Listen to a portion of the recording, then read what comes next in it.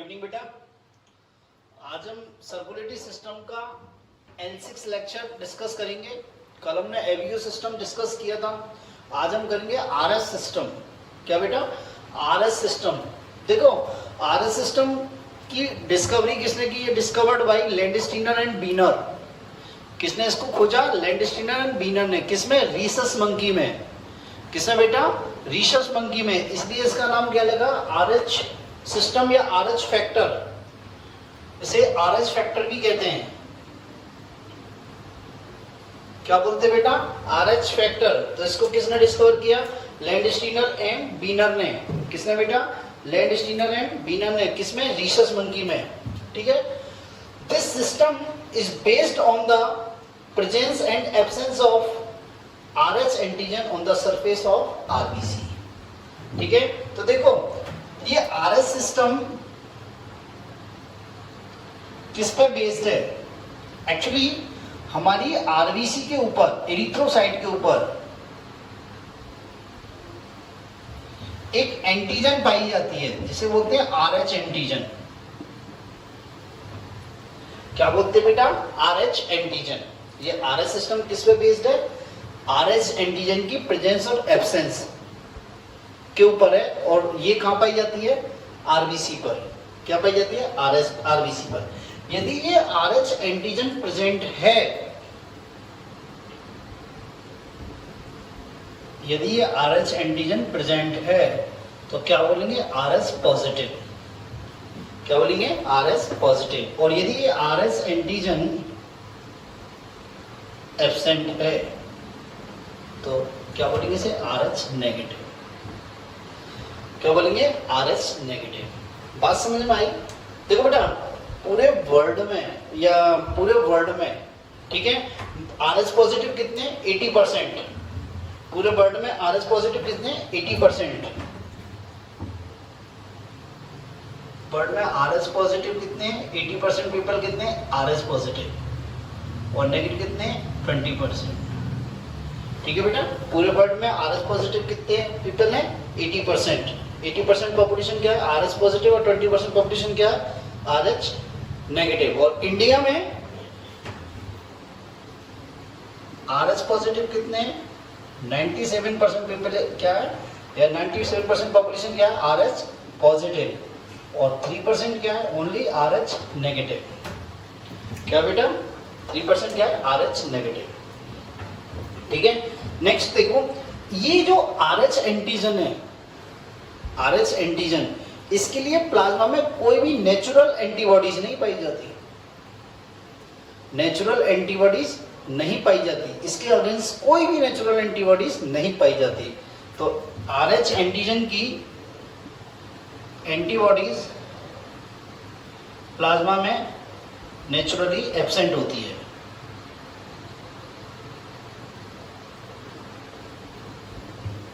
Clear है? मतलब RH antigen के अगेंस्ट कोई भी RH एंटीबॉडीज नहीं पाई जाती। किसमें? प्लाज्मा में। टोटली एब्सेंट होती है नेचुरली। पर होता क्या है? यदि RH नेगेटिव, क्या बेटा? यदि RH नेगेटिव पर्सन को,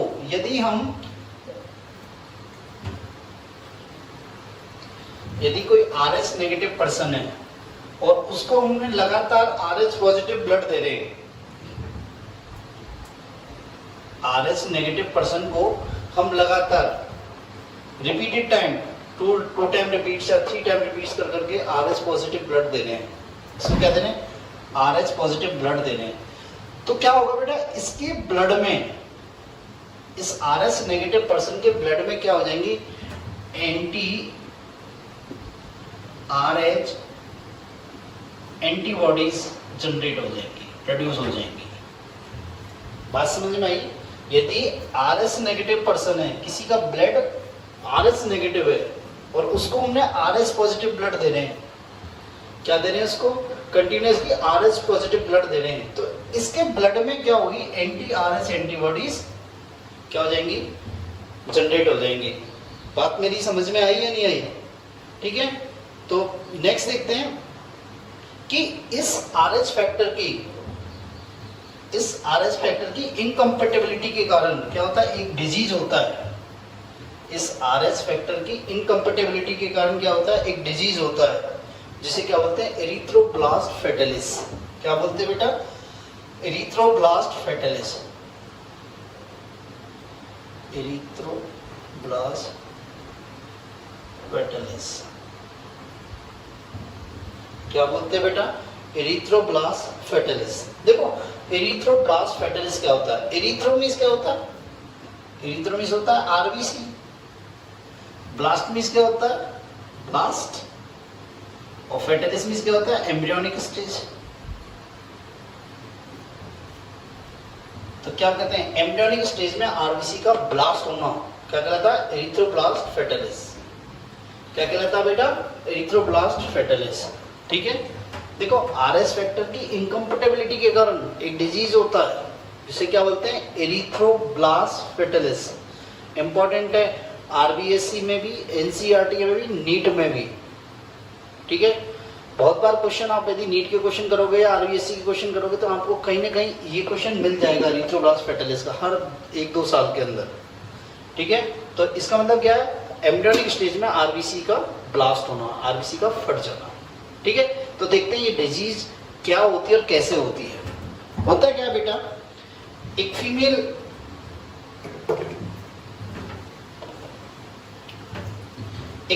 है कोई, जिसका ब्लड ग्रुप क्या है, आरएच, जिसका ब्लड से क्या है, आरएच नेगेटिव, और एक मेल है जिसका ब्लड क्या है, आरएच पॉजिटिव। इनकी मैरिज होती है, इनकी मैरिज होती है, और ये फीमेल क्या होती है, प्रेग्नेंट होती है। क्या होती है, प्रेग्नेंट होती है। यदि इस फीमेल के यूट्रस में यदि आरएच पॉजिटिव बेबी है, first RH positive baby, first RH positive baby है, तो इसको तो एरिथ्रोब्लास्ट फेटालिस नहीं होगा। उसका रीजन मैं भी बताऊंगा, इसको एरिथ्रोब्लास्ट फेटालिस नहीं होगा। पर यदि ये लेडी अगेन प्रेग्नेंट होती है और इसकी यूट्रस में आरएच पॉजिटिव सेकंड बेबी है, कौन सेकंड बेबी है, तो इस बेबी को क्या होगा, एरिथ्रोब्लास्ट फेटालिस होगा। इस बेबी को क्या होगा, एरिथ्रोब्लास्ट फेटालिस होगा। ठीक है, सेकंड थिंग, इन जो ये बेबी है इनको आरएच पॉजिटिव, ये पॉजिटिव फैक्टर कहां से मिला है, ये पॉजिटिव कहां से मिला है, इस फादर से, इनके फादर से मिला है, मदर से नहीं, फादर से। तो 2 क्वेश्चन पूछता है जनरली यहाँ पे वो, कि कौन सा ग्रुप मैच नहीं करता, वो देता है RH positive, RH negative, RH positive, RH positive, RH negative, RH negative. तो ये 2 ग्रुप यदि ऐसा है कि मेल आरएच पॉजिटिव है, फीमेल आरएच नेगेटिव है, तो ऐसी मैरिज अवॉइड करनी चाहिए। ठीक है, नेक्स्ट ये पूछता है कि कौन सा बेबी अफेक्टेड होगा, तो second RH positive baby affected होगा। ठीक है, नेक्स्ट पूछता है इन बच्चों को आरएच पॉजिटिव फैक्टर कहां से मिला, तो इनको फादर से मिला। ठीक है, तो देखते हैं क्या होगा। देखो बेटा,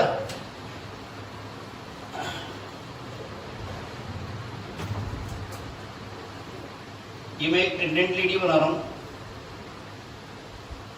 ठीक है, ये मदर है जिसका ब्लड ग्रुप क्या है, आरएच नेगेटिव। ठीक है बेटा, और इसके यूट्रस में क्या है, आरएच पॉजिटिव बेबी है।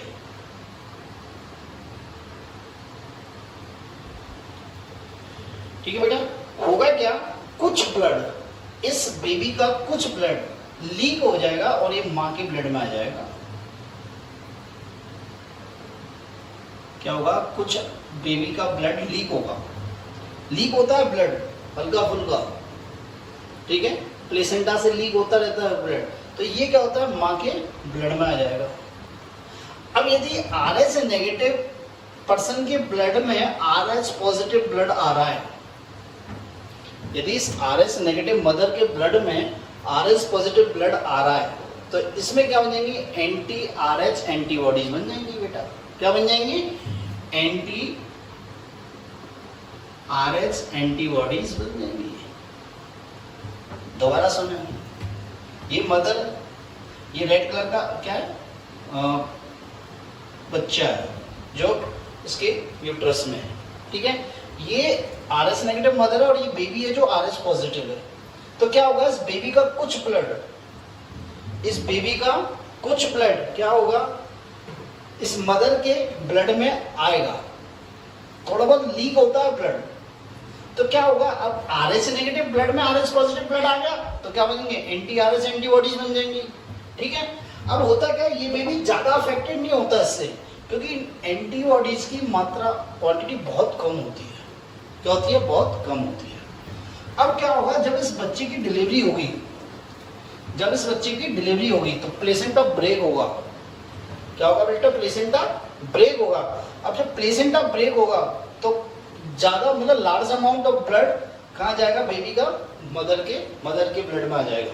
तो क्या हो जाएंगी, इन एंटी RS एंटीबॉडीज की मात्रा बढ़ जाएगी, इनकी क्वांटिटी बढ़ जाएगी। बात समझ में आई। ये था फर्स्ट बेबी। अब क्या है, इस लेडीज के ब्लड में क्या है, RS नेगेटिव है और इसमें क्या है, और एंटी RS एंटीबॉडीज है। क्या है बेटा, एंटी RH एंटीबॉडीज प्रेजेंट है, ठीक है। ये एंटी RS एंटीबॉडीज तमाम मतलब पूरी लाइफ स्पेन रहती हैं, पूरी लाइफ रहती हैं। अब क्या हुआ, ये लेडी अगेन प्रेग्नेंट हुई और इसके यूट्रस में अगेन क्या है, RS पॉजिटिव बेबी है। ये RS नेगेटिव मदर है, इसके ब्लड में क्या है, एंटी RS एंटीबॉडी है, एंटीबॉडीज ऑलरेडी हैं, ठीक है। बात मेरी समझ में आई बेटा। और ये लेडीज अगेन प्रेग्नेंट हुई, किस, ये लेडीज अगेन प्रेग्नेंट हुई और इसके में क्या है, सेकंड किड्स है, ये सेकंड किड है और इसका ब्लड ग्रुप क्या है, RS पॉजिटिव, क्या है, RS पॉजिटिव। अब क्या होंगी, क्या होगी बेटा, इसको चाइल्ड लिख देता हूं। क्या होंगी, ये एंटी RS एंटीबॉडीज प्लेसेंटा के बाई थ्रू इस बेबी के ब्लड में चली जाएंगी। किसके बाई थ्रू, प्लेसेंटा के बाई थ्रू। ये एंटी RS एंटीबॉडीज प्लेसेंटा के बाई थ्रू किसमें चली जाएंगी, इस बेबी के ब्लड में चली जाएंगी, ठीक है। अब क्या होगा, एंटी RS एंटीबॉडीज इसके ब्लड में पहुंच गई तो क्या करेंगे, ये एंटी RH एंटीजन के साथ फाइट करेंगे, नहीं करेंगे, फाइट करेंगी ना, मतलब इस RS एंटीबॉडी में RS एंटीजन में फाइट होगी। जब फाइट होगी तो क्या होगी, ये RBC का क्या होगा, RBC ब्लास्ट हो जाएगी, RBC का लाइसिस होगा। क्या होगा, RBC का लाइसिस होगा। तो क्या होगा, एंटीजन एंटीबॉडीज रिएक्शन के कारण क्या होगा, RBC ब्लास्ट होगी, RBC का लाइसिस होगा और इसी को क्या बोलते हैं, एरिथ्रोब्लास्ट फेटलिस। क्या बोलते हैं, एरिथ्रोब्लास्ट फेटलिस, ठीक है। अब इसको कैसे, ये जो बच्चा होता है इसे रीसस चाइल्ड कहते हैं। क्या बोलते हैं, रीसस चाइल्ड। अब इस बच्चे को कैसे हम इसकी लाइफ को कैसे सेव कर सकते हैं, देखो एक तो क्या होता है, ये बच्चा जो होता है ना, ये प्री मैच्योर होता है। क्या होता है, प्री मैच्योर, ठीक है।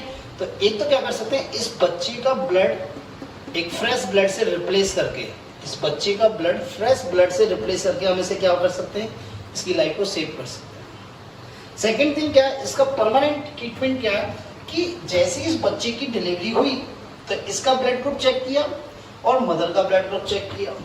यदि RH नेगेटिव मदर को RS पॉजिटिव बेबी हुआ है तो विद इन 72 आवर्स के अंदर क्या होता है, एंटी RH एंटीबॉडीज का एक इंजेक्शन लगा देना चाहिए। RH एंटीबॉडीज का इंट्रावीनस इंजेक्शन देना चाहिए। तो क्या होगा, ये RS एंटीबॉडीज क्या करेंगी, इस मदर के बॉडी में जाके इनको खत्म कर देंगे। ये बच्चे की जो RBC है उनको खत्म कर देंगे। तो क्या होगा, फिर माँ के ब्लड में क्या होंगी, एंटी RS एंटीबॉडीज नहीं रहेंगी, एंटी RS एंटीबॉडीज नहीं रहेंगी, तो सेकंड बेबी अफेक्टेड नहीं होगा, सेकंड बेबी अफेक्टेड नहीं होगा। तो ये है एरिथ्रोब्लास्ट फेटलिस। क्या बेटा, एरिथ्रोब्लास्ट फेटलिस, ठीक है। इसमें से क्वेश्चन आता है, ध्यान रखना, इंपॉर्टेंट टॉपिक है, सबसे इंपॉर्टेंट टॉपिक यही है, ठीक है। नेक्स्ट आता है ब्लड क्लॉटिंग। क्या आता है बेटा? Blood clotting. नेक्स्ट टॉपिक आता है बेटा ब्लड कोएगुलेशन या ब्लड क्लॉटिंग।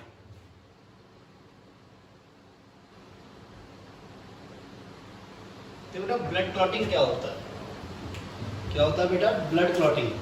देखो, जब हमारे कोई इंजरी होती है, कोई इंजरी होती है या हमारा कोई बॉडी पोर्शन पे कट लग गया है, बॉडी पोर्शन पे कट लग गया है, तो क्या होता है जब कट होता है, कट लगता है, तो हमारे टिश्यू इंजर्ड होते हैं। एक तो क्या होते हैं, हमारे टिश्यू इंजर्ड होते हैं, और second thing blood vessels injured होती हैं। तो इन ब्लड वेसल से क्या होता है, ब्लड फ्लो होता है आउटसाइड द बॉडी। क्या होता है, ब्लड का फ्लो होता है। देखो, जैसे मान लो ये हमारा बॉडी पोर्शन है कोई भी, अब यहाँ कट लगा तो क्या हुआ, टिश्यू भी इंजर्ड होगा और ब्लड वेसल्स भी इंजर्ड हुई। तो इस ब्लड वेसल से क्या होता है, ब्लड फ्लो होता है। क्या होता है, ब्लड फ्लो होता है। तो होता है क्या बेटा, इस इंजर्ड ब्लड वेसल्स में क्या होता है, जो ब्लड के कंपोनेंट होते हैं, ब्लड के कंपोनेंट क्या होते हैं, एक जेल लाइक सब्सटेंस बनाते हैं। क्या बनाते हैं, जेल लाइक सब्सटेंस। और ये जेल लाइक सब्सटेंस क्या होता है, ब्लड वेसल्स को क्या कर देता है, ब्लॉक कर देता है। और इसको क्या बोलते हैं, क्लॉट। देखो यहाँ इंजर्ड हुई तो ये जो ब्लड के कंपोनेंट्स है, ये क्या कहते हैं, यहाँ जेल लाइक सब्सटेंस बना लेंगे। अब जेल लाइक सब्सटेंस बना लिया इन्होंने, तो ब्लड का फ्लो बंद हो गया। ब्लड का फ्लो क्या हो गया, बंद हो गया। और ये जेल लाइक सब्सटेंस को क्या बोलते हैं, क्लॉट कहते हैं। क्या बोलते हैं, क्लॉट कहते हैं। मेरी बात क्लियर? नेक्स्ट देखो, देखो ये प्रोटेक्टिव मैकेनिज्म है हमारी। क्या है, बॉडी की प्रोटेक्टिव मैकेनिज्म। जैसे वॉमिटिंग प्रोटेक्टिव मैकेनिज्म है, इसी प्रकार ये भी प्रोटेक्टिव मैकेनिज्म है। कैसे, देखो प्रोटेक्टिव मैकेनिज्म, भाई हमारी बॉडी, जब हमारा टिश्यू इंजर्ड हुआ तो इस ब्लड में पैथोजेंस एंटर कर सकते हैं। क्या कर सकते हैं, पैथोजन एंटर कर सकते हैं। तो क्या होता है, ये क्लॉट पैथोजन को एंटर नहीं करने देता, पैथोजन को बॉडी के अंदर एंटर नहीं करने देता। सेकंड थिंग, ब्लड फ्लो को रिड्यूस करता है या ब्लड फ्लो को स्टॉप करता है, जिससे ब्लड लॉस बचता है। क्या बचता है, ब्लड लॉस बचता है। तो बात मेरी समझ में आई या नहीं आई? ब्लड क्लॉटिंग की समझ में आई कि ब्लड क्लॉटिंग क्या है, एक प्रोटेक्टिव मैकेनिज्म है। क्या बेटा, प्रोटेक्टिव मैकेनिज्म है, ठीक है। अब देखो ये ब्लड क्लॉटिंग जो होती है बेटा, इस ब्लड क्लॉटिंग में 13 फैक्टर्स इन्वॉल्व होते हैं। 13 ब्लड क्लॉटिंग फैक्टर इन्वॉल्व होते हैं। कितने, 13 ब्लड क्लॉटिंग फैक्टर इन्वॉल्व होते हैं। Various blood clotting factors involve होते हैं, मतलब उनकी संख्या कितनी होती है, 13 होती है। कितनी होती है, 13 होती है। ये blood clotting factor normal condition में, जब हमारे कोई इंजरी नहीं है, जब हमारे कोई इंजरी नहीं है, तो ये क्या इनएक्टिव फॉर्म में रहते हैं। क्या होते हैं, इनएक्टिव फॉर्म में होते हैं। और जैसे ही हमारे कोई इंजरी होती है, ब्लड फ्लो जैसे ही हमारी बॉडी से स्टार्ट होता है, तो ये क्या हो जाते हैं, एक्टिव हो जाते हैं during blood flow outside the body. तो क्या हो जाएंगे, ये एक्टिव हो जाएंगे। क्या हो जाएंगे बेटा, एक्टिव हो जाएंगे, ठीक है। और एक्टिव होकर क्या बनाएंगे, जेल लाइक स्ट्रक्चर बनाएंगे। क्या बनाएंगे, जेल लाइक स्ट्रक्चर, ठीक है। तो नेक्स्ट आता है mechanism of blood coagulation. Mechanism of blood coagulation, देखो मैकेनिज्म ऑफ ब्लड कोएगुलेशन को 3 पार्टों में डिवाइड किया हुआ है। कितने पार्टों में डिवाइड किया हुआ है, 3 पार्ट्स में। देखो मैंने कलर यूज किए हैं, ये फर्स्ट पार्ट है, ये सेकंड पार्ट है और ये थर्ड पार्ट है। तो फर्स्ट आता है release of thromboplastin, releasing of thromboplastin. Second आता है conversion of prothrombin into thrombin, prothrombin into thrombin. और थर्ड आता है conversion of fibrinogen into fibrin and formation of clot, ठीक है। तो देखें पहला, देखो बेटा जब हमारा टिश्यू इंजर्ड हुआ, एक तो इंजर्ड टिश्यू से, ठीक है। अब देखो सेकंड, जब ब्लड वेसल्स इंजर्ड होगी तो हमारा ब्लड जो होगा वो एयर के कांटेक्ट में आएगा, और जैसे ही एयर के कांटेक्ट में आएगा तो प्लेटलेट्स ब्रेक होंगे, प्लेटलेट्स ब्रेक डाउन होगा। प्लेटलेट्स का क्या होगा, ब्रेक डाउन होगा। तो इंजर्ड टिश्यू और ब्रेकिंग ऑफ प्लेटलेट्स या ब्रेक डाउन प्लेटलेट्स, क्या करती हैं, थ्रोम्बोप्लास्टिन रिलीज करती हैं। क्या करती हैं, थ्रोम्बोप्लास्टिन रिलीज करती हैं। ये थ्रोम्बोप्लास्टिन क्या होता है, ग्लाइकोप्रोटीन और ग्लाइकोलिपिड होता है बेटा, ग्लाइकोप्रोटीन एंड ग्लाइकोलिपिड होता है। क्या होता है बेटा, ग्लाइकोप्रोटीन और ग्लाइकोलिपिड। ये थ्रोम्बोप्लास्टिन क्या होता है, क्लॉटिंग फैक्टर 7th और 10th को एक्टिवेट करता है। ये थ्रोम्बोप्लास्टिन क्या करता है, क्लॉटिंग फैक्टर 7th और 10th को एक्टिवेट करता है। ठीक है, और ये सब मिलके एक कॉम्प्लेक्स बनाते हैं। ये सारे मिलके कैल्शियम के साथ एक कॉम्प्लेक्स बनाते हैं, जिसे कहते हैं प्रोथ्रोम्बिन एक्टिवेटर। क्या बोलते हैं बेटा, प्रोथ्रोम्बिन एक्टिवेटर। ये प्रोथ्रोम्बिन एक्टिवेटर क्या करता है, हमारे प्लाज्मा में जो प्रोटीन होती है प्रोथ्रोम्बिन, वो कहते हैं इनएक्टिव फॉर्म में, प्रो का मतलब इनएक्टिव फॉर्म में, तो ये इनएक्टिव प्रोथ्रोम्बिन को क्या करते हैं, एक्टिव में चेंज करते हैं, थ्रोम्बिन में चेंज करते हैं, एक्टिव फॉर्म में चेंज कर देते हैं। किसमें चेंज कर देते हैं, एक्टिव फॉर्म में चेंज कर देते हैं। ठीक है, अब ये थ्रोम्बिन क्या करती है, प्लाज्मा में जो सोल्यूबल फाइब्रिनोजन प्रोटीन है, प्लाज्मा में जो सोल्यूबल फाइब्रिनोजन प्रोटीन है, उसे क्या कर देगी, इनसोल्यूबल फाइब्रिनोजन प्रोटीन में चेंज कर देगी। इनसोल्यूबल फाइब्रिनोजन प्रोटीन में चेंज कर देगा कौन, थ्रोम्बिन। ठीक है, अब देखो इनसोल्यूबल फाइब्रिनोजन प्रोटीन हमारी बन गई है, सिंथेसाइज हो गया। तो ये क्या हो गई, ये कैल्शियम के साथ कहते हैं फाइब्रिन बना लेती है, छोटे छोटे फाइबर्स बना लेती है, और ये फाइबर्स कहती है नेटवर्क लाइक स्ट्रक्चर बना लेते हैं। क्या बना लेते हैं, नेटवर्क लाइक स्ट्रक्चर, इस प्रकार।